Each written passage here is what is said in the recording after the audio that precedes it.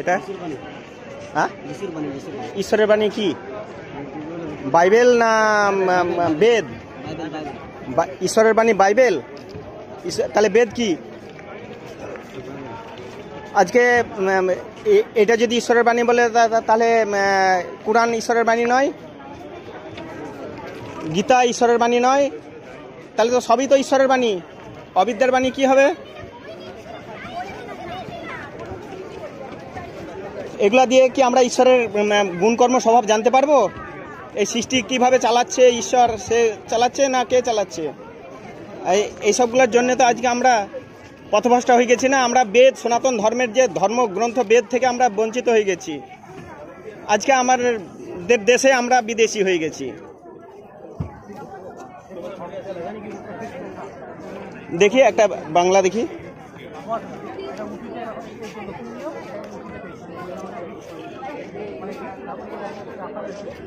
নতুন নিয়ম, ঈশ্বরকে তাহলে আগে ভুল করেছিল, আবার নতুন করে নিয়ম বের করছে। যিশু আসার তার আগে কি ছিল না মানুষের? যিশুর জন্মের আগে কি ছিল না মানুষ? তখন ধর্ম ছিল না।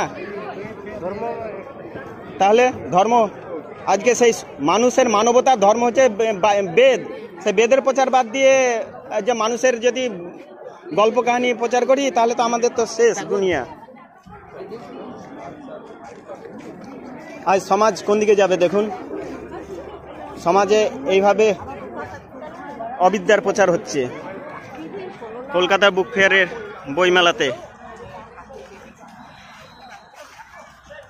লক্ষ লক্ষ ভিড়ের মধ্যে দেখুন আমরা যে সত্য সনাতন বৈদিক ধর্মের ধর্মগ্রন্থ নিয়ে এসেছি, আজ আমাদের এই ধর্মের দিকে মানুষ নেই, সব অধর্মের দিকে একেবারে ছুটছে।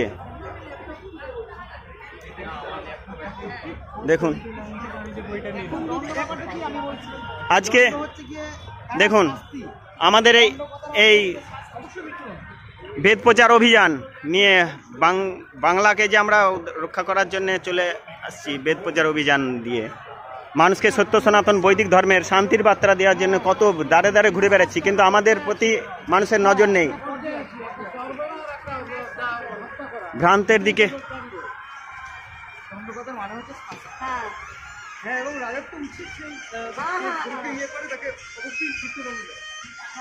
আজ আমরা বই নিয়ে গ্রামে গঞ্জে রাস্তায় রাস্তায় ঘুরে বেড়াচ্ছি।